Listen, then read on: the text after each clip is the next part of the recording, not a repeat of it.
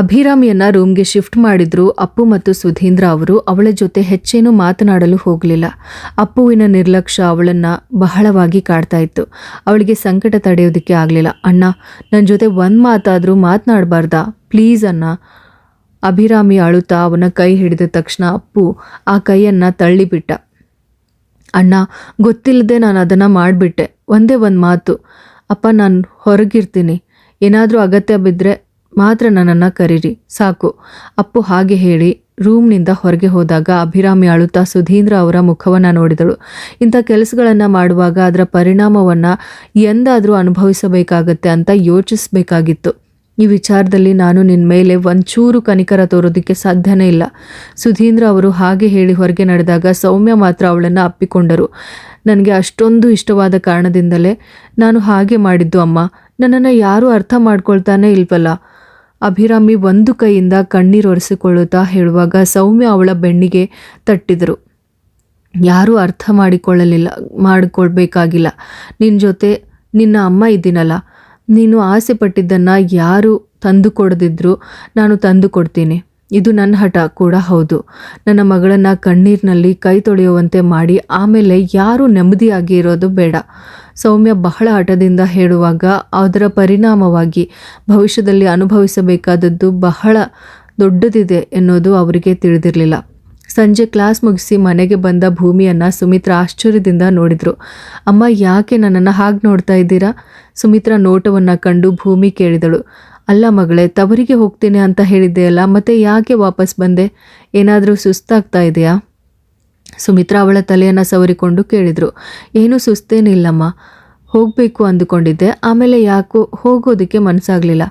ಅದ್ಯಾಕೆ ಅಂತ ನಾನು ಹೇಳ್ತೀನಿ ಅಮ್ಮ. ಗಂಡನನ್ನು ಬಿಟ್ಟಿರಲು ಆಗ್ತಾ ಇಲ್ಲ ಅಲ್ವಾ ಭೂಮಿ? ಗೌರಿ ಅವಳನ್ನು ತಮಾಷೆ ಮಾಡುತ್ತಾ ಹೇಳಿದ್ದನ್ನು ಕೇಳಿ ಭೂಮಿ ತಲೆ ತಗ್ಗಿಸಿದಳು. ಹಾಗಿದ್ರೆ ಈಗೇನಂತೆ? ಇದೆಲ್ಲ ಸಹಜವಾಗಿ ನಡೆಯುವ ವಿಚಾರಗಳೇ. ನೀನು ಹೇಗಿದ್ದೆ? ಮದುವೆ ಆದಮೇಲೆ ಆದಿಯನ್ನು ಬಿಟ್ಟು ನಿಂತಿದ್ದೀಯಾ? ಸುಮಿತ್ರಾ ಭೂಮಿಯನ್ನು ಅಪ್ಪಿಕೊಂಡು ಗೌರಿಯನ್ನು ಕೇಳಿದ ತಕ್ಷಣ ಅವಳು ಎರಡೂ ಕೈ ಕಟ್ಟಿಕೊಂಡು ಇಬ್ಬರನ್ನು ಸರದಿಯಲ್ಲಿ ನೋಡಿದಳು.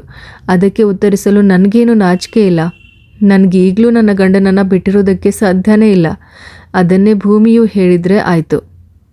ಭೂಮಿಯನ್ನು ನೋಡಿ ಗೌರಿ ಹೇಳೋದನ್ನು ಕೇಳಿ ಅರುಂಧತಿ ಅಲ್ಲಿಗೆ ಬಂದಳು. ಅದಕ್ಕೆ ದೊಡ್ಡ ಅತ್ತಿಗೆ ಇರುವಷ್ಟು ಧೈರ್ಯ ನನ್ನ ಚಿಕ್ಕ ಅತ್ತಿಗೆಗೆ ಇಲ್ಲ ಅಲ್ವಾ ಅತ್ತಿಗೆ? ಅರು ಭೂಮಿಯ ಕೆನ್ನೆಯನ್ನು ಜಗ್ಗಿ ಬಿಡುತ್ತಾ ಹೇಳಿದಾಗ ಭೂಮಿ ಸಣ್ಣದಾಗಿ ಮುಗುಳ್ನಕ್ಕಳು. ಆಗಲಿ ನಾದ್ನಿ, ಏನೇ ಆದರೂ ಭೂಮಿಯನ್ನು ಫ್ರೆಶ್ ಆಗಲು ಬಿಡೋಣ. ಆಮೇಲೆ ಶುರು ಮಾಡಿಕೊಳ್ಳಿ ನಮ್ಮ ಮೇಲೆ ಸಿಟ್ಟಾಗೋದನ್ನು. ಇಲ್ದಿದ್ರೆ ಭರದ್ವಾಜ ಮನೆಯ ಅಗ್ನಿದೇವ್ ನಮ್ಮನ್ನು ಇಬ್ಬರನ್ನ ಬಿಡೋದೇ ಇಲ್ಲ. ಗೌರಿ ಅವಳನ್ನು ತಮಾಷೆ ಮಾಡುತ್ತಾ ಹೇಳಿದಾಗ ಎಲ್ಲರೂ ಒಟ್ಟಿಗೆ ನಕ್ಕರು. ಭೂಮಿ ಕೋಣೆಗೆ ಹೋಗಿ ಸ್ನಾನ ಮಾಡಿಕೊಂಡು ಫ್ರೆಶ್ ಅಪ್ ಆಗಿ ಕೆಳಗೆ ಬಂದು ಚಹಾ ಕುಡಿದು ಮತ್ತೆ ಕೋಣೆಗೆ ಹೋಗಿ ಓದೋದಕ್ಕೆ ಶುರು ಮಾಡ್ತಾಳೆ. 9 ಗಂಟೆಯ ಹೊತ್ತಿಗೆ ಅಗ್ನಿ ಮನೆಗೆ ಬರ್ತಾನೆ. ಭೂಮಿ ಮನೆಯಲ್ಲಿರಲಿಲ್ಲ ಅಂದುಕೊಂಡು ರೂಮ್ಗೆ ಬಂದವನು ನಿದ್ದೆಗಣ್ಣಲ್ಲೂ ತನಗಾಗಿ ಕಾಯುತ್ತಿದ್ದ ಅವಳನ್ನು ಕಂಡು ಅವನ ಕಣ್ಣುಗಳು ಅರಳಿದವು. ಆದರೆ ಒಂದು ಕ್ಷಣದಲ್ಲೇ ಅವನ ಮುಖದಲ್ಲಿ ಬಿಗಿತ ಕಾಣಿಸ್ಕೊಂಡಿತು. ನೀನು ತವರಿಗೆ ಹೋಗ್ತೇನೆ ಅಂತ ಹೇಳಿ ತಾನೇ ಬೆಳಗ್ಗೆ ಇಲ್ಲಿಂದ ಹೋದದ್ದು? ಅಗ್ನಿಯ ಕಠಿಣವಾದ ಪ್ರಶ್ನೆಯನ್ನು ಕೇಳಿ ಭೂಮಿಯ ಮುಖ ಸ್ವಲ್ಪ ಬಾಡಿತು. ಅದು ಹೋಗಲಿದ್ದಕ್ಕೆ ನನಗೆ ಮನಸ್ಸಾಗಲಿಲ್ಲ. ಅವಳು ಧ್ವನಿ ತಗ್ಗಿಸಿ ಹೇಳುವಾಗ ಅವನ ಮನಸ್ಸಿನೊಳಗೆ ಸಂತೋಷ ಕುಣಿತಾ ಇತ್ತು. ಅಗ್ನಿ ಅವನ ಬಳಿ ಹೆಚ್ಚೇನು ಮಾತನಾಡಲು ಹೋಗದೆ ವಾಶ್ರೂಮ್ಗೆ ಹೋದಾಗ ಅವಳು ಸ್ವಲ್ಪ ತುಟಿ ಊದಿಸಿಕೊಂಡು ನಿಂತಳು. ಸ್ವಲ್ಪ ಹೊತ್ತಿನ ನಂತರ ಅವನು ಸ್ನಾನವನ್ನು ಮುಗಿಸಿ ಹೊರಬಂದಾಗ ಭೂಮಿ ಅವನ ಬಳಿ ಮೆಲ್ಲನೆ ಹೋದಳು. ನನ್ನ ಮೇಲೆ ಕೋಪನ ಅಗ್ನಿ? ಅವಳ ಪ್ರಶ್ನೆ ಕೇಳಿದ್ರು. ಅಗ್ನಿ ಏನೂ ಮಾತನಾಡಲು ಹೋಗಲಿಲ್ಲ. ನನಗೆ ಗೊತ್ತು ಎಲ್ಲವೂ ಕೇಳಿಸ್ತಾ ಇದೆ ಅಂತ. ಆದರೂ ಹೀಗೆ ಸುಮ್ಮನೆ ನಿಂತಾಗ ನನಗೆ ಬಹಳ ಬೇಸರ ಆಗತ್ತೆ. ಭೂಮಿ ಮತ್ತೆ ಕೇಳಿದಳು. ಅಗ್ನಿಯ ತುಟಿಯಲ್ಲಿ ಸ್ವಲ್ಪ ಮುಗುಳ್ನಗು ಮೂಡಿದ್ರು. ಅವನು ಅದನ್ನು ನಾಜೂಕಾಗಿ ಮುಚ್ಚಿಟ್ಟ. ನಾನು ಬೇಕಂತಲೇ ನಿನ್ನೆ ಹಾಗೆಲ್ಲ ಹೇಳಿದ್ದಲ್ಲ. ನಿಮ್ಮ ಮೇಲಿರುವ ಇಷ್ಟದಿಂದ ಆ ಹುಡುಗಿ ಹಾಗೆಲ್ಲ ಮಾಡಿದಳಲ್ಲ ಅಂತ ಯೋಚಿಸಿದಾಗ ಗೊತ್ತಿಲ್ಲದೆ ಬಾಯಿಂದ ಬಂದ್ಬಿಡ್ತು. ಇನ್ನು ಮುಂದೆ ಎಂದಿಗೂ ನಾನು ಹಾಗೆಲ್ಲ ಮಾತಾಡಲ್ಲ, ಪ್ರಾಮಿಸ್. ಅವನ ಕೈ ಹಿಡಿದುಕೊಂಡು ಭೂಮಿ ತುಂಬಿ ಹರಿಯುತ್ತಿದ್ದ ಕಣ್ಣುಗಳಿಂದ ಅವನನ್ನು ನೋಡಿದಳು. ಭೂಮಿ ಹಾಗೆ ಹೇಳಿದ್ದಕ್ಕೆ ನನಗೇನು ಬೇಸರ ಇಲ್ಲ. ಆದರೂ ಮನಸ್ಸಿನಲ್ಲಿರೋದೇ ತಾನೇ ನಿನ್ನ ಬಾಯಲ್ಲಿ ಬಂದಿರೋದು. ಅಗ್ನಿ ದಿಢೀರನೆ ಮುಖಕ್ಕೆ ಹೊಡೆದಂತೆ ಹೇಳ್ದ. ತಕ್ಷಣ ಅವಳು ಅಗ್ನಿಯ ಕೈ ಬಿಟ್ಟಳು. ಅವಳಿಗೆ ಜೋರಾಗಿ ಅಳಬೇಕು ಅನ್ನಿಸ್ತಿದೆ. ತಲೆ ತಗ್ಗಿಸಿ ನಿಂತಿದ್ದವಳನ್ನು ಕಂಡಾಗ ಅಗ್ನಿಗೆ ತುಂಟತನ ಮೂಡಿತು. ಏನೇ ಆದರೂ ಇದರಿಂದೆಲ್ಲ ನನಗೊಂದು ವಿಚಾರ ಅರ್ಥ ಆಯಿತು. ಎಲ್ಲದಕ್ಕೂ ಮಿಗಿಲಾಗಿ ಅಭಿರಾಮಿ ಈಗಲೂ ನನ್ನನ್ನು ಪ್ರೀತಿಸ್ತಾಳೆ ಎನ್ನೋದು. ಏನು ಮಾತನಾಡದೆ ರೂಮ್ನಿಂದ ಹೊರಟು ಹೋಗುತ್ತಿದ್ದವಳಿಗೆ ತಾನು ನೋವು ಮಾಡಿದೆ ಎಂದು ತಿಳಿದಿದ್ದರೂ ಅಗ್ನಿ ನಗುತ್ತಲೇ ಅವಳ ಹಿಂದೆನೇ ಕೆಳಗೆ ನಡೆದ. ಊಟ ಮಾಡುವಾಗ ಭೂಮಿ ಬಹಳ ಸ್ವಲ್ಪ ಮಾತ್ರ ಊಟ ಮಾಡಿದಳು. ಅಗ್ನಿ ಅದನ್ನು ವಿಶೇಷವಾಗಿ ಗಮನಿಸಿದ್ದ. ಊಟ ಮುಗಿದ ನಂತರ ಅವಳಿಗೆ ಹೋಗಿ ಮಲಗುವಂತೆ ಹೇಳಿ ಅಗ್ನಿ ಗಾಡಿ ತೆಗೆದುಕೊಂಡು ಹೊರಗಡೆ ಹೋದ. ಅಣ್ಣ ಎಲ್ಲಿಗೆ ಹೋದ್ರು ಇಷ್ಟೊತ್ತಿನಲ್ಲಿ? ಅರುವಿನ ಪ್ರಶ್ನೆಗೆ ಉತ್ತರಿಸಲು ಅವಳಿಗೆ ಯಾವ ಮಾತುಗಳು ಸಿಗಲಿಲ್ಲ. ಅತ್ತಿಗೆ ಏನಾದರೂ ಬೇಸರ ಆಗಿದೆನಾ? ಅರು ಅವಳ ಮುಖವನ್ನು ತನ್ನ ಅಂಗೈಯಲ್ಲಿ ಹಿಡಿದು ಕೇಳಿದಾಗ ಭೂಮಿಯ ಕಣ್ಣುಗಳಿಂದ ಒಂದು ಹನಿ ನೀರು ಅರುವಿನ ಕೈಗೆ ಬಿತ್ತು. ಅತ್ತಿಗೆ ಏನಾಯಿತು? ಭೂಮಿ ದಿಢೀರನೆ ಅವಳನ್ನು ಅಪ್ಪಿಕೊಂಡು ಅವಳ ಹೆಗಲಿಗೆ ಮುಖ ಒರಗಿಸಿಕೊಂಡಳು. ಅರು ನಿಜಕ್ಕೂ ಹೆದರಿ ಹೋಗಿದ್ದಳು ಅವಳ ಸ್ಥಿತಿ ಕಂಡು. ಭೂಮಿಯು ಅಳು ಬಿಕ್ಕಳಿಕೆಯಾಗಿ ಬದಲಾಗುವವರೆಗೂ ಅವಳು ಏನೂ ಕೇಳಲಿಲ್ಲ. ಅರು ಅವಳನ್ನು ಅಪ್ಪಿಕೊಂಡು ತನ್ನ ಕೋಣೆಗೆ ಕರೆದುಕೊಂಡು ಹೋಗಿ ಕುಳ್ಳಿರಿಸಿ ವಿಚಾರಿಸಿದಾಗ ಅವಳು ಮನಸ್ಸು ಬಿಚ್ಚಿ ಎಲ್ಲವನ್ನ ಮಾತನಾಡಿದಳು. ಆ ಮನೆಯೊಳಗೆ ಅವಳು ಅನುಭವಿಸುತ್ತಿರುವ ಮಾನಸಿಕ ಸಂಘರ್ಷಗಳನ್ನು ಒಂದೊಂದಾಗಿ ಹೇಳುವಾಗ ಅರುವಿನ ಮನಸ್ಸು ಕೂಡ ಸಂಕಟಪಟ್ಟಿತು. ಸಣ್ಣ ವಯಸ್ಸಿನಿಂದಲೂ ಕೇವಲ ದುಃಖವನ್ನೇ ಅನುಭವಿಸುತ್ತಿದ್ದ ಆ ಹುಡುಗಿಯ ಕಷ್ಟಗಳು ತಮ್ಮ ಮನೆಯಲ್ಲಿ ಇನ್ನಷ್ಟು ಹೆಚ್ಚಾಗುತ್ತಿದೆಯಲ್ಲ ಎಂದು ಅರು ಬಿಚ್ಚಿಟ್ಟಿದ್ದಳು. ಅತ್ತಿಗೆ ಬೇಸರ ಮಾಡ್ಕೋಬೇಡಿ, ನನ್ನ ಅಣ್ಣನ ಜೊತೆ ಮಾತನಾಡ್ತೀನಿ. ಆಮೇಲೆ ಸ್ವಲ್ಪ ದಿನ ಅತ್ತಿಗೆ ತಾತ ಅಜ್ಜಿ ಜೊತೆ ಹೋಗ್ರಿ. ಮನಸ್ಸು ಸ್ವಲ್ಪ ಶಾಂತವಾದ ಮೇಲೆ ಮತ್ತೆ ಇಲ್ಲಿಗೆ ಬಂದರೆ ಆಯಿತು. ಭೂಮಿ ಏನು ಮಾತನಾಡದೆ ತಲೆ ತಗ್ಗಿಸಿಯೇ ಕುಳಿತುಕೊಂಡಳು. ಕಣ್ಣುಗಳಿಂದ ಹರಿಯುತ್ತಿದ್ದ ನೀರನ್ನು ಅವಳು ಒರೆಸಿಕೊಳ್ಳಲು ಪ್ರಯತ್ನ ಮಾಡಲಿಲ್ಲ. ಅರುವಿನ ಅವಳ ಪರಿಸ್ಥಿತಿಯನ್ನು ಕಂಡು ಬೇಸರ ಆಯಿತು. ಭೂಮಿಯನ್ನು ಅಗ್ನಿಯ ಕೋಣೆಗೆ ಕಳುಹಿಸದೆ ಅರು ಅಲ್ಲಿಯೇ ಮಲಗಿಕೊಂಡಳು. ಸ್ವಲ್ಪ ಹೊತ್ತಿನ ನಂತರ ಅಗ್ನಿಯ ಗಾಡಿಯ ಶಬ್ದವನ್ನು ಕೇಳಿ ಅರು ಬೇಗನೆ ಹೊರಗೆ ಬಂದಳು. ನೀನಿನ್ನೂ ಮಲಗಿಲ್ವಾ? ಬಾಗಿಲು ತೆಗೆದು ನಿಂತಿದ್ದ ಅರುವನ್ನು ಕಂಡು ಅಗ್ನಿ ಕೇಳಿದ. ಅತ್ತಿಗೆ ಇವತ್ತು ನನ್ನ ಜೊತೆ ಮಲಗಿದ್ದಾಳೆ ಅಷ್ಟನ್ನ ಹೇಳಿ ಅರು ತನ್ನ ಕೋಣೆಯತ್ತ ನಡೆದಾಗ ಅಗ್ನಿ ಅವಳ ಕುತ್ತಿಗೆಗೆ ಕೈ ಹಾಕಿ ಹಿಡಿದುಕೊಂಡ. ಅದು ಯಾವ ಲೆಕ್ಕದಲ್ಲಿ? ಅವಳಿಗೆ ತಾಳಿ ಕಟ್ಟಿದ್ದು ನಾನಾಗಿದ್ದರೆ ಅವಳು ಮಲಗಬೇಕಾಗಿದ್ದು ಈ ಅಗ್ನಿದೇವ್ನ ರೂಮ್ನಲ್ಲಿ. ಅವನು ನಗುತ್ತಲೇ ಅವಳ ಜೊತೆ ರೂಮ್ನತ್ತ ನಡೆದಾಗ, ಅಣ್ಣ ಪ್ಲೀಸ್, ಅತ್ತಿಗೆ ಬಹಳ ಅಳ್ತಾ ಇದ್ದಾಳೆ. ಪಾಪ, ನಾನು ಪಾಪ ಅಲ್ವೇನೆ? ಆಮೇಲೆ ನಿನ್ನ ಅತ್ತಿಗೆಯ ಮುನಿಸು ಮತ್ತು ಸಂಕಟವನ್ನು ದೂರ ಮಾಡೋದನ್ನೇ ರೆಡಿ ಮಾಡಿಕೊಂಡು ಅಣ್ಣ ಬಂದಿರೋದು. ಸೊ ನನ್ನ ಮುದ್ದು ತಂಗಿ ಬಾ. ಅಗ್ನಿ ಹಾಗೆ ಹೇಳುತ್ತಲೇ ಅವಳ ಕೆನ್ನೆಯಲ್ಲಿ ಜಗ್ಗಿಬಿಟ್ಟ. ರೂಮ್ಗೆ ಹೋದಾಗ ಭೂಮಿ ನಿದ್ದೆ ಮಾಡುತ್ತಿದ್ದಳು. ಅಗ್ನಿ ಅವಳು ಮಲಗಿದ್ದ ರೀತಿ ಕಂಡು ವಾತ್ಸಲ್ಯದಿಂದ ನೋಡಿ ಹಣೆಗೆ ಮುತ್ತಿಟ್ಟು ಅವಳನ್ನು ಎತ್ತಿಕೊಂಡ. ತಕ್ಷಣ ಅವಳು ಬೆಚ್ಚಿ ಬಿದ್ದು ಕಣ್ಣು ತೆರೆದಳು. ಭೂಮಿ ಅವನ ಕೈಯಿಂದ ಜಾರಿ ಕೆಳಗಿಳಿಯಲು ನೋಡಿದಾಗ ಅಗ್ನಿ ಅವಳನ್ನು ಕೆಳಗೆ ನಿಲ್ಲಿಸಿದ. ನಮಗಂತಾನೆ ಈ ಮನೆಯಲ್ಲಿ ಸ್ವಂತ ರೂಮ್ ಇದೆ ಅಲ್ವೇ? ಇದನ್ನು ಬಿಟ್ಟು ಇಲ್ಲಿ ಬಂದು ಮಲಗೋದು ಸರಿನಾ? ಹಾಂ, ಗಂಡನಿಗೆ ಒಂಟಿತನ ಕಾಡಲ್ವಾ? ಅಗ್ನಿ ತುಂಟತನದಿಂದ ಕೇಳಿದ್ರು. ಅವಳ ಮುಖ ಅರಳಲಿಲ್ಲ. ಅಗ್ನಿ ಮತ್ತು ಅರುವನ್ನು ನಿರ್ಜೀವವಾಗಿ ನೋಡುತ್ತಾ ಅವಳು ಆ ರೂಮ್ನಿಂದ ಹೊರಬಂದು ಅಗ್ನಿಯ ರೂಮ್ನತ್ತ ನಡೆದಳು.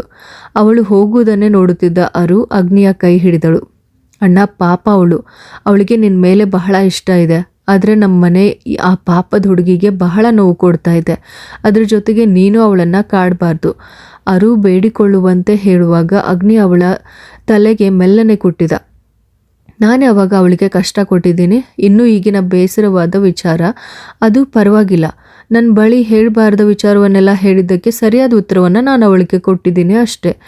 ಅದಕ್ಕೆ ಸದ್ಯಕ್ಕೆ ನಾನು ಅದನ್ನೆಲ್ಲ ಮಾತನಾಡಿ ಬಗೆಹರಿಸ್ಕೊಳ್ತೀನಿ. ಈಗ ನೀನು ಮಲಗೋದಕ್ಕೆ ನೋಡು, ಹೋಗು. ಅಗ್ನಿ ಹಾಗೆ ಹೇಳಿ ಅರುವಿನ ಕೆನ್ನೆಗೆ ತಟ್ಟಿ ನಗುತ್ತಲೇ ಕೋಣೆಯಿಂದ ಹೊರಗಡೆ ಬಂದ. ಅರು ಅಗ್ನಿಯನ್ನೇ ನೋಡಿ ಹಲ್ಲು ಮಸಿದು ಕೋಣೆಯ ಬಾಗಿಲು ಮುಚ್ಚಿ ಹಾಸಿಗೆಯ ಮೇಲೆ ಮಲಗಿದಳು. ಅಗ್ನಿ ರೂಮ್ಗೆ ಹೋದಾಗ ಭೂಮಿ ಮಲಗಿದ್ದಳು. ಅವನು ನಗುತ್ತಲೇ ಬಾಗಿಲು ಮುಚ್ಚಿ ಅವಳ ಕಾಲುಗಳ ಬಳಿ ಕುಳಿತ ಕಾಲಿನ ಅಂಗಾಲಿನ ಮೇಲೆ ಬೆರಳುಗಳಾಡಿಸಿದ. ಭೂಮಿ ಕಚುಗುಳಿಯಾಗಿ ಕಾಲನ್ನು ಬೇಗನೆ ಹಿಂದಕ್ಕೆ ಎಳೆದುಕೊಂಡಳು. ಹಾಗಾದರೆ ಇನ್ನೂ ನಿದ್ದೆ ಬಂದಿಲ್ಲವಲ್ಲ? ಅಗ್ನಿ ಹಾಗೆ ಹೇಳುತ್ತಲೇ ಅವಳ ಮೇಲಿಂದ ಹಾರಿ ಇನ್ನೊಂದು ಬದಿಗೆ ಮಲಗಿದ. ಈ ಮುನಿಸನ್ನು ನಾವು ದೂರ ಮಾಡಬೇಕಲ್ವಾ? ಅವನು ಕಣ್ಣು ಮುಚ್ಚಿ ಮಲಗಿದ್ದ ಭೂಮಿಯ ತುಟಿಗೆ ಬೆರಳು ತಾಕಿಸಿ ಹೇಳುವಾಗ ಭೂಮಿ ಬೇಗನೆ ಆ ಕಡೆ ತಿರುಗಿ ಮಲಗಿದಳು. ಈಗ ನನಗೆ ಅನುಕೂಲವಾಯಿತು. ಅಗ್ನಿ ಹಾಗೆ ಹೇಳುತ್ತಲೇ ಅವಳತ್ತ ಸರಿದು ಬೆನ್ನಿಗೆ ಮುಖ ಒರಗಿಸಿದಾಗ ಅವಳೊಮ್ಮೆ ಬೆಚ್ಚಿ ಬಿದ್ದಳು. ಇಷ್ಟೇನಾ? ಅವಳ ಕುತ್ತಿಗೆಯ ಹಿಂಭಾಗಕ್ಕೆ ಅಗ್ನಿ ಮುತ್ತಿಟ್ಟಾಗ ಭೂಮಿ ವಿಲವಿಲನೆ ಒದ್ದಾಡಿದಳು. ನೋಡು ಭೂಮಿ, ನೀನು ಈ ರೀತಿ ಹೇಳಿದ್ದಕ್ಕೇನೆ ತಾನೇ ನಾನು ನಿನ್ನ ಮೇಲೆ ಕೋಪಗೊಂಡಿದ್ದು. ಸುಮ್ಮನೆ ಅಲ್ವಲ್ಲ? ಹಾಂ, ಎದ್ದು ಕೂತ್ಕೋ ಬಾ. ಅಗ್ನಿ ಎದ್ದು ಕುಳಿತು ಅವಳನ್ನೂ ಹಿಡಿದೆತ್ತಿ ಕೂರಿಸಿದ. ಅವಳಗಲ್ಲ ಹಿಡಿದು ಮುಖ ಮೇಲಕ್ಕೆತ್ತಿ ಅಗ್ನಿ ಒಮ್ಮೆ ಮುಗುಳ್ನಕ್ಕ. ನನ್ನ ಬಳಿ ಇನ್ನೂ ಎಂದಿಗೂ ಮಾತನಾಡಲ್ವಾ ನನ್ನ ಭೂಮಿ? ಅವನ ಧ್ವನಿ ಮೃದುವಾಗಿತ್ತು. ಹೇಳು, ಮಾತನಾಡಲ್ವಾ? ಹಾಗಿದ್ರೆ ನಾನು ಹೊರಗೆ ಹೋಗಿ ಮಲ್ಕೊಳ್ತೀನಿ. ಅಗ್ನಿಯ ಆ ಬೆದರಿಕೆಯನ್ನು ಕೇಳಿ ಅವಳು ನಿಜಕ್ಕೂ ಹೆದರಿಕೊಂಡಳು. ನಾನೇ ಹೊರಗಡೆ ಮಲಗ್ತೀನಿ. ಅವಳು ಮೆಲ್ಲನೆ ಹೇಳಿದ್ದನ್ನು ಕೇಳಿ ಅಗ್ನಿ ಅವಳ ಕೆನ್ನೆಯನ್ನು ಜಗ್ಗಿಬಿಟ್ಟ. ಓಹ್ ನನ್ನ ಭೂಮಿ, ಹೀಗಾದರೆ ನಾವು ಹೇಗೆ ಬದುಕಿರೋದು? ಸ್ವಲ್ಪ ಬೋಲ್ಡ್ ಆಗು ನೀನು. ನಾನು ಈ ಕ್ಷಣದಲ್ಲಿನೇ ಅಗ್ನಿ ಇಲ್ಲದ ಜೀವನವನ್ನು ನೆನೆಸಿಕೊಂಡೇ ಇಲ್ಲ. ಆದರೂ ಭೂಮಿಯ ಕಣ್ಣುಗಳು ತುಂಬಿ ಹರಿದವು. ಅದೆಲ್ಲ ಬಿಡು, ನಾನು ಸುಮ್ಮನೆ ಸಿಟ್ಟು ಬರಿಸಲು ಹೇಳಿದ್ದಲ್ಲ. ಸದ್ಯಕ್ಕೆ ನೀನು ಇದನ್ನು ತಿನ್ನು. ಬೆಳಗ್ಗೆಯಿಂದ ಗುಟುಕಾಗಿ ತಾನೇ ತಿಂದದ್ದು. ಒಂದು ಪೊಟ್ಟಣವನ್ನು ಅವಳ ಕೈಗಿಟ್ಟು ಅಗ್ನಿ ಗದರುವಂತೆ ಹೇಳಿದ್ದನ್ನು ಕೇಳಿ ಭೂಮಿ ಮುಖ ಮೇಲಕ್ಕೆತ್ತಿ ಅವನನ್ನು ನೋಡಿದಳು. ನನಗೆ ಬಹಳ ಹಸಿವಾಗ್ತಿದೆ. ಮರ್ಯಾದೆಯಿಂದ ತಿನ್ನು ಭೂಮಿ, ಕಷ್ಟಪಟ್ಟು ತಂದಿದ್ದೀನಿ. ಅವನು ಮುಖ ಊದಿಸಿಕೊಂಡಿದ್ದನ್ನು ಕಂಡು ಅವಳು ಬೇಗನೆ ಅದನ್ನು ಬಿಚ್ಚಿದಳು. ಬಿಸಿ ಬಿಸಿ ಪರೋಟ ಮತ್ತು ಚಿಕನ್ ಕರಿ. ಅದರ ಘಮ ಹರಡಿದ ತಕ್ಷಣ ಅಗ್ನಿ ಅದನ್ನು ಮೂಗಿನಿಂದಲೇ ಆಸ್ವಾದಿಸುತ್ತಾ ಒಂದು ತುಂಡನ್ನು ತೆಗೆದು ತನ್ನ ಬಾಯಿಗಿಟ್ಟುಕೊಂಡ. ತಿನ್ನು, ಸೂಪರ್ ಆಗಿದೆ.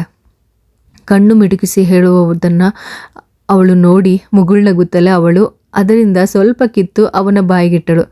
ಸಾಕು, ಇನ್ನು ಭೂಮಿ ತಿನ್ನು, ನಾನು ಆಗಾಗ ತಿಂತಾ ಇರ್ತೀನಿ. ಅಗ್ನಿ ಹೇಳಿದ್ದನ್ನು ಕೇಳಿ ಅವಳು ಹೇಗೋ ಕಷ್ಟಪಟ್ಟು ಒಂದನ್ನು ತಿಂದಳು. ಇನ್ನೊಂದನ್ನು ತಿನ್ನೋದಕ್ಕೆ ಆಗಲಿಲ್ಲ ಎಂದು ತಿಳಿದಿದ್ದರಿಂದ ಅವಳು ಅಗ್ನಿಯನ್ನು ನೋಡಿದಳು. ಯಾಕೆ, ಸಾಕಾಯ್ತಾ? ಅವನು ನಗುತ್ತಲೇ ಕೇಳಿದಾಗ ಭೂಮಿ ತಲೆ ಆಡಿಸಿದಳು. ಅದರೊಂದಿಗೆ ಅವನು ಅದನ್ನು ಇರಿಸಿಕೊಂಡು ಉಳಿದ ಊಟವನ್ನು ಮುಗಿಸಿದ. ಬಹಳ ರುಚಿಯಾಗಿದೆ ಅಲ್ವಾ? ಅಗ್ನಿ ಅವಳನ್ನು ನೋಡಿ ನಗುತ್ತಲೇ ಕೇಳುವಾಗ ಅವಳ ಕಣ್ಣುಗಳು ತುಂಬಿದ್ದವು. ಆ ನೀರನ್ನು ತೆಗೆದುಕೊಂಡು ಕುಡಿ, ಬಹಳ ಖಾರ ಇದೆ. ಅವನು ಹಾಗೆ ಹೇಳಿ ಬೇಗನೆ ಅದನ್ನು ತಿಂದು ಎದ್ದು ಹೋಗಿ ಕೈ ತೊಳೆದು ಬಂದ. ಅವನ ಹಿಂದೆನೇ ಭೂಮಿಯು ಕೈ ತೊಳೆದುಕೊಂಡು ಬಂದಳು. ಅವನು ಹಾಸಿಗೆಯ ಮೇಲೆ ಕುಳಿತು ಅವಳತ್ತ ಕೈ ಚಾಚಿದ. ಅವನ ಕೈ ಹಿಡಿದುಕೊಂಡ ಭೂಮಿ ಅವನ ಪಕ್ಕದಲ್ಲೇ ಬಂದು ಕುಳಿತಳು. ಬೆಳಗ್ಗೆ ನಾನು ಹಾಗೆ ಹೇಳಿದಾಗ ನನ್ನ ಭೂಮಿಗೆ ಬೇಸರವಾಯ್ತಾ? ಅವಳನ್ನು ತನ್ನ ಎದೆಗೆ ಒರಗಿಸಿಕೊಂಡು ಅಗ್ನಿ ಕೇಳಿದಾಗ ಭೂಮಿ ತಲೆ ಆಡಿಸಿದಳು. ಹಾಗಾದರೆ ನನಗೆ ಬೇಸರ ಆಗಲ್ವಾ ಭೂಮಿ? ಅಲ್ಲ, ನಾನೇನಾದರೂ ಸತ್ತರೆ ಬೇರೆ ಮದುವೆ ಆಗೋದಕ್ಕೆ ನೀನು ತಯಾರಾಗಿರ್ತೀಯ ಅಲ್ವಾ? ಅಗ್ನಿ ಮೊದಲ ಬಾರಿಗೆ ಅವಳು ತನ್ನ ಮುಂದೆ ದನಿ ಏರಿಸಿದ್ದನ್ನು ಕಂಡು ಅವನಿಗೆ ಆಶ್ಚರ್ಯವಾಯಿತು. ಭೂಮಿಯ ಕಣ್ಣುಗಳು ಕೋಪದಿಂದ ಮತ್ತಷ್ಟು ಅರಳಿ ಮುಖ ಕೆಂಪಾಗುತ್ತಿರುವುದನ್ನು ಅಗ್ನಿ ನಂಬಲಾಗದೆ ನೋಡುತ್ತಿದ್ದ.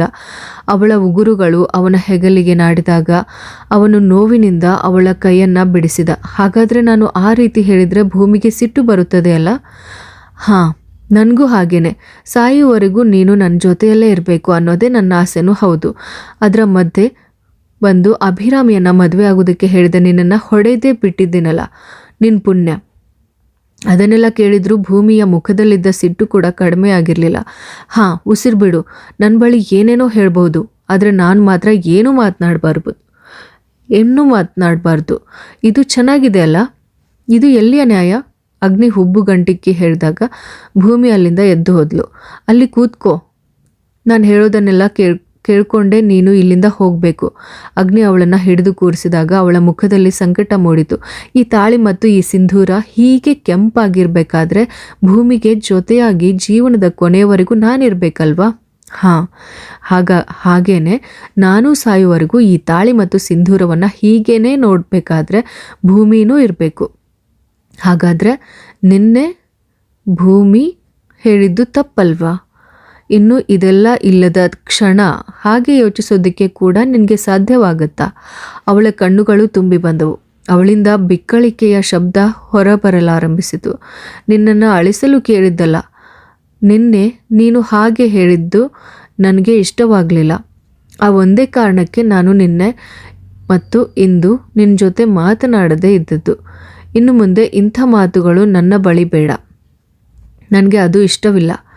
ಬೇಕಿದ್ದರೆ ಭೂಮಿಗೆ ಬೇಸರ ಆಗತ್ತೆ ಅಂತ ನಾನು ಕಠಿಣವಾಗಿ ಮಾತನಾಡದೇ ಇರಬಹುದು. ಆದರೆ ಐ ಆಮ್ ಸಾರಿ, ನಾನು ಹೀಗೇನೆ.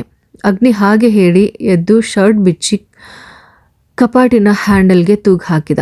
ಹಿಂದಿನಿಂದ ಬಂದು ತನ್ನನ್ನು ಅಪ್ಪಿಕೊಂಡು ಬೆತ್ತಲಾದ ಬೆನ್ನಿನ ಮುಖ ಒರಗಿಸಿ ಅಳುತ್ತಿದ್ದವಳ ಮುಖವನ್ನು ಕನ್ನಡಿಯಲ್ಲಿ ನೋಡಿ ಅಗ್ನಿ ಒಮ್ಮೆ ಮುಗುಳ್ನಕ್ಕ. ಇಷ್ಟೇನಾ? ಇಲ್ವಾ? ಅಗ್ನಿ ಅವಳನ್ನು ಎಳೆದು ಮುಂದಕ್ಕೆ ನಿಲ್ಲಿಸಿ ತೀಕ್ಷ್ಣವಾಗಿ ನೋಡಿದ.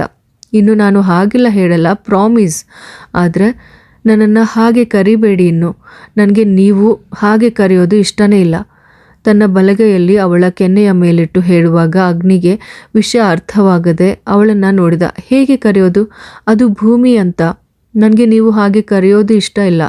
ನಾನು ಭೂಮಿ, ನನ್ನ ಅಗ್ನಿಯ ಭಾಮಿ ಮಾತ್ರ.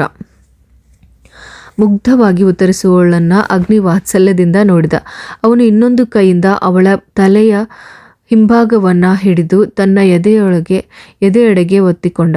ಅವಳ ಕಣ್ಣೀರು ತನ್ನ ಎದೆಯನ್ನು ಒದ್ದೆ ಮಾಡುತ್ತಿರುವುದನ್ನು ಕಂಡು ಅಗ್ನಿ ಅವಳ ತಲೆಗೆ ಮೆಲ್ಲನೆ ಕುಟ್ಟಿದ. ಸಾಕು, ಅತ್ತದ್ದು. ಮುಖವೆಲ್ಲ ಊದಿಕೊಂಡಿದೆ ಹುಡುಗಿದು. ಅಗ್ನಿ ಹಾಗೆ ಹೇಳಿ ಅವಳ ಹೆಗಲ ಮೇಲೆ ಕೈ ಹಾಕಿ ಬಾಲ್ಕನಿಯ ಬಾಗಿಲು ತೆಗೆದು ಅಲ್ಲಿಂದ ನಡೆದ. ಅಲ್ಲಿ ಅಂದು ಅವಳು ಹೇಳಿದಂತೆ ಅಲಂಕರಿಸಿರುವುದನ್ನು ಕಂಡು ಭೂಮಿ ಅಗ್ನಿಯನ್ನು ಅಪ್ಪಿಕೊಂಡು ಅವನ ಕೆನ್ನೆಗೆ ಮುತ್ತಿಟ್ಟಳು. ನೋಡಲು ಬಹಳ ಚೆನ್ನಾಗಿದೆ, ಥ್ಯಾಂಕ್ ಯು. ಅವಳು ಹಾಗೆ ಹೇಳುತ್ತಲೇ ಹೂ ಬಿಟ್ಟಿದ್ದ ಮಲ್ಲಿಗೆ ಬಳ್ಳಿಯನ್ನು ಸವರಿದಳು. ವಿವಿಧ ಬಣ್ಣದ ಹೂಗಳು ಮತ್ತು ಗಿಡಗಳನ್ನು ಅವಳು ಉತ್ಸಾಹದಿಂದ ನೋಡುತ್ತಾ ನಡೆದಳು. ಹೇಗಿದೆ? ಇಷ್ಟ ಆಯ್ತಾ? ಅಗ್ನಿಯ ತೆಕ್ಕೆಯೊಳಗೆ ಭೂಮಿ ಸಂತೋಷದಿಂದ ನಿಂತಳು. ತುಂಬ ಇಷ್ಟ ಆಯಿತು.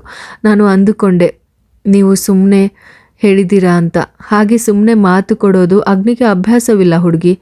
ಅವಳನ್ನೂ ಕರೆದುಕೊಂಡು ರೂಮ್ನತ್ತ ನಡೆಯುವಾಗ ಅಗ್ನಿ ಹೇಳಿದಾಗ ಭೂಮಿ ಮುಗುಳ್ನಕ್ಕಳು. ಅವಳ ಮಡಿಲಿನಲ್ಲಿ ಮುಖವಿಟ್ಟು ಮಲಗಿರುವಾಗ ಅಗ್ನಿ ಭೂಮಿಯ ಬಳಿ ಕಾಲೇಜಿನ ವಿಶೇಷಗಳನ್ನು ವಿಚಾರಿಸಿದ. ಪ್ರತಿಯೊಂದು ವಿಚಾರವನ್ನು ಸಂತೋಷದಿಂದ ಹೇಳುವಾಗ ಅವಳ ಮಾಳುವನ್ನು ಸೇರಿಸಿಕೊಳ್ತಾ ಇದ್ಲು. ಕೊನೆಗೆ ಭಾಸ್ಕರ್ ಮೇಲಿರುವ ಮಾಳುವಿನ ಪ್ರೀತಿಯನ್ನು ಕೂಡ ಅವಳು ಬಿಚ್ಚಿಟ್ಟಾಗ ಅಗ್ನಿ ಮುಗುಳ್ನಕ್ಕ. ನಾವೇ ಅವರಿಬ್ಬರನ್ನ ಸೆಟ್ ಮಾಡಿಬಿಡೋಣ್ವಾ ಭೂಮಿ? ಭಾಮಿ? ಹಾಂ, ಅಣ್ಣನ ಮನಸ್ಸನ್ನು ತಿಳಿದುಕೊಂಡೇ ಏನಾದರೂ ಮಾಡಬೇಕು ಗೊತ್ತು. ಆದರೂ ನಾನೊಮ್ಮೆ ಪ್ರಯತ್ನಿಸ್ತೇನೆ. ಬಹುಶಃ ವರ್ಕ್ ಆದರೂ ಆಗಬಹುದು. ಅಗ್ನಿ ನಿರೀಕ್ಷೆಯಿಂದ ಹೇಳುವಾಗ ಅವಳ ಮನಸ್ಸಿನಲ್ಲಿ 10 ಹಲವು ಯೋಚನೆಗಳು ಮೂಡಿದವು. ಏನು ಯೋಚಿಸ್ತಾ ಇದೆಯಾ? ಅಗ್ನಿ ಅವಳ ಮುಖಭಾವವನ್ನು ಕಂಡು ಕೇಳಿದ. ಏನಿಲ್ಲ ಅಗ್ನಿ, ನನ್ನ ಮನಸ್ಸಿನಲ್ಲಿ ಒಂದು ವಿಚಾರ ಕುದೀತಾ ಇದೆ. ಆದರೆ ಅದನ್ನು ಬಿಚ್ಚಿಡೋದಕ್ಕೆ ನನಗೆ ಸಾಧ್ಯ ಆಗ್ತಿಲ್ಲ. ಆಗಲಿ, ಅದನ್ನು ಯಾವಾಗ ಹೇಳಬೇಕು ಅನಿಸುತ್ತೋ ಆಗ ಹೇಳಬಹುದು ನನ್ನ ಭಾಮಿ. ಆದರೆ ನಾನು ಯಾವಾಗಲೂ ಜೊತೆಯಲ್ಲೇ ಇರ್ತೀನಿ. ಮಲ್ಕೋ. ಅಗ್ನಿ ಹಾಗೆ ಹೇಳಿ ಅವಳನ್ನು ಎದೆಗೊತ್ತಿಕೊಳ್ಳುವಾಗ ಭೂಮಿ ಮೆಲ್ಲನೆ ಕಣ್ಣು ಮುಚ್ಚಿದಳು. ಈ ಥರದ ಮತ್ತಷ್ಟು ಇಂಟ್ರೆಸ್ಟಿಂಗ್ ಕತೆಗಳನ್ನು ನಾನು ನಿಮ್ಮ ಮುಂದೆ ತಗೊಂಡು ಬರ್ತೀನಿ. ಹಾಗಿದ್ರೆ ಮಿಸ್ ಮಾಡದೆ ನಮ್ಮ ಯೂಟ್ಯೂಬ್ ಚಾನಲ್ ಕಥಾಸಾಗರ ಯೂಟ್ಯೂಬ್ ಚಾನಲ್ನ ಇವತ್ತೇ ಸಬ್ಸ್ಕ್ರೈಬ್ ಮಾಡ್ಕೊಳ್ಳಿ. ಹಾಗೆ ಕತೆ ಇಷ್ಟ ಆಗಿದ್ರೆ ಲೈಕ್ ಮಾಡಿ. ಹಾಗೆ ನಿಮ್ಮ ಫ್ರೆಂಡ್ಸ್ ಹಾಗೂ ಫ್ಯಾಮಿಲಿಗೆ ಇವತ್ತೇ ಶೇರ್ ಮಾಡಿ. ಧನ್ಯವಾದಗಳು.